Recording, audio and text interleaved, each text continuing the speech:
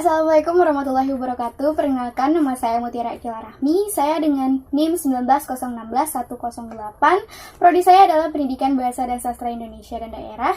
Video ini saya buat sebagai video UTS dari mata kuliah Morfologi Bahasa Indonesia. Di video ini saya akan menjelaskan materi tentang satuan-satuan gramatik yang dimana terdapat 3 submateri di dalamnya. Yang pertama adalah pengertian dari satuan-satuan gramatik itu sendiri. Satuan gramatik merupakan satuan yang mengandung makna leksikal ataupun makna gramatikal. Satuan gramatik ini terbagi menjadi 2, yaitu yang pertama berdasarkan bisa atau tidaknya berdiri sendiri dalam penuturan biasa, seperti satuan bebas dan satuan terikat.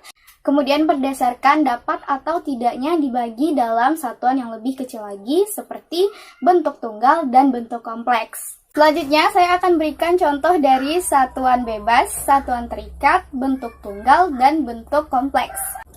Contoh dari satuan bebas itu sendiri seperti kata dasar. Yang pertama, aku, kamu, saya, Anda, meja, kursi, jatuh, tidur, kasur, dan sebagainya. Kemudian contoh dari satuan terikat seperti menggambar, melukis, melupakan, dilupakan, dimarahi, terjatuh, dan sebagainya. Sederhananya, satuan terikat ini adalah kata dasar yang diberi imbuhan. Gitu. Selanjutnya yaitu bentuk tunggal. Bentuk tunggal pada dasarnya sama dengan satuan bebas, karena kata dasar juga termasuk dalam contoh bentuk tunggal. Lalu bagaimanakah cara membedakannya? Gampang sekali. Jika satuan bebas contohnya hanyalah kata dasar, untuk bentuk tunggal ini, selain kata dasar yang menjadi contohnya, kata konjungsi atau bentuk konjungsi itu juga termasuk dalam contoh bentuk tunggal, seperti ke, atau, dan sebagainya. Kemudian yang terakhir ada bentuk kompleks. Bentuk kompleks ini contohnya ada kata bermain-main, terguling-guling, terangguk-angguk, bekerja sama, dan para siswa. Sekarang kita masuk ke submateri yang kedua, yaitu morf, morfem, alomorf, dan kata. Morf merupakan bentuk terkecil dari morfem yang belum diketahui hubungannya terhadap suatu morfem. Morf sendiri juga dikatakan sebagai wujud konkret dari suatu morfem, seperti mem, men, meng, dan me. Yang kedua ada morfem. Morfem sendiri berarti satuan terkecil yang tidak mempunyai satuan lain sebagai unsurnya. Yang ketiga ada alomorf. Alomorf merupakan bentuk variasi dari morfem yang disebabkan pengaruh lingkungannya.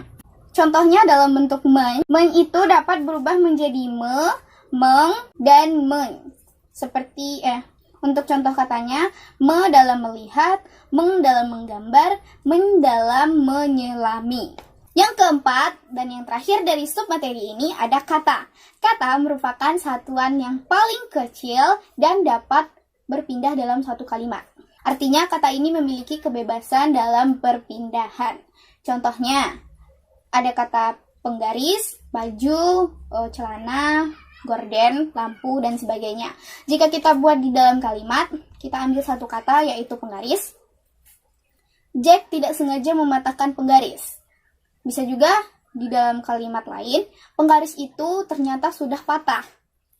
Bisa juga dalam kalimat yang lainnya, Daniel melihat dengan mata kepalanya sendiri bahwa Jack itu mematahkan penggaris dengan sengaja. Begitu. Selanjutnya kita masuk ke submateri yang ketiga, yaitu pokok kata dan klitik. Ini adalah submateri yang terakhir dalam materi satuan-satuan gramatik. Pokok kata adalah satuan-satuan yang tidak bisa berdiri sendiri dalam tuturan biasa, dan secara gramatik pun dia tidak bersifat bebas. Bentuk pokok kata dapat juga dijadikan bentuk dasar dalam pembentukan sebuah kata. Contohnya lupa dalam terlupa, marah dalam dimarahi. Yang terakhir ada klitik. Klitik merupakan bentuk singkat yang berasal dari kata ganti pronomia persona yang memiliki makna leksikal. Klitik ini tidak bisa berdiri sendiri dan secara gramatik pun dia tidak memiliki kebebasan. Klitik terbagi menjadi 2. Yang pertama ada proklitik dan yang kedua ada enklitik. Proklitik adalah klitik yang selalu terletak di depan kata yang mengikutinya. Sedangkan enklitik adalah kebalikan dari proklitik. Enklitik sendiri memiliki arti bahwa klitik itu terletak di belakang kata yang ia ikuti. Contoh dari proklitik ini ada pada kata kau buang dan ku lempar.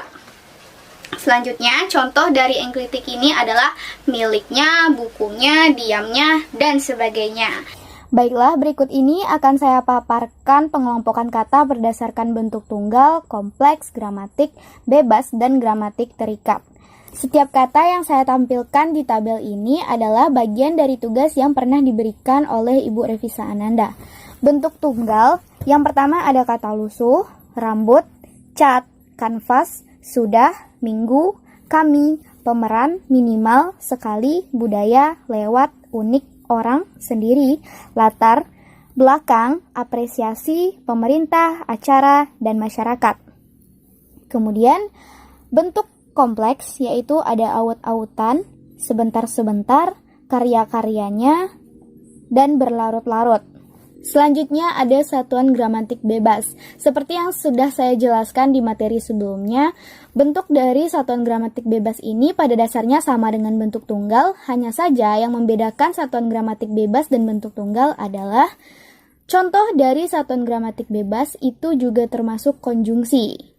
Jadi, di satuan gramatik bebas itu ada bentuk konjungsi, sedangkan di bentuk tunggal tidak ada bentuk konjungsi. Di dalam tabel ini, yang akan saya masukkan untuk satuan gramatik bebasnya hanyalah konjungsi. Seperti konjungsi namun, ke, yang, dalam, ini, dengan, tentang, untuk, tentu, dan, itu, tersebut, saat, juga, bahkan, tetapi, tak, padahal, kalaupun, saja, dapat, tentulah, dan yang terakhir ada antara. Kemudian, untuk contoh dari satuan gramatik terikat itu ada 4. Yang pertama, tangannya, mengerjap, budayawan, dan karya-karyanya. Baiklah, sekian pengelompokan kata berdasarkan bentuk tunggal, kompleks, gramatik, bebas, dan gramatik terikat. Baiklah, itu dia tadi materi satuan-satuan gramatik. Untuk kesalahan ataupun kekurangannya saya mohon maaf karena saya juga masih belajar. Dan semoga ilmu yang saya sampaikan dapat bermanfaat bagi teman-teman semua dan bagi siapapun yang menonton video ini. Saya akhiri dengan wassalamualaikum warahmatullahi wabarakatuh.